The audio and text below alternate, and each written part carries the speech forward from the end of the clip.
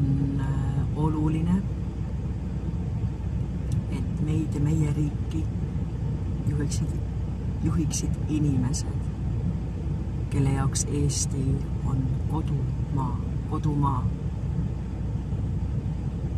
kodumaa, mida nad väärtustavad, hoiavad, armastavad, patrioodid, kes tahavad hoida meie keelt, meie rahvast, meie kultuuri, kes tahavad seista selle eest ja kes seisavad selle eest ja ei lähe iga ette juhtuva pakkumise ideoloogia või mingisuguse rändepoliitikaga kaasa. Meil on vaja inimesi, kes seisavad kahe jalaga meie maa peal, seisavad meie inimeste eest, meie maa eest, meie metsade eest, meie looduse eest,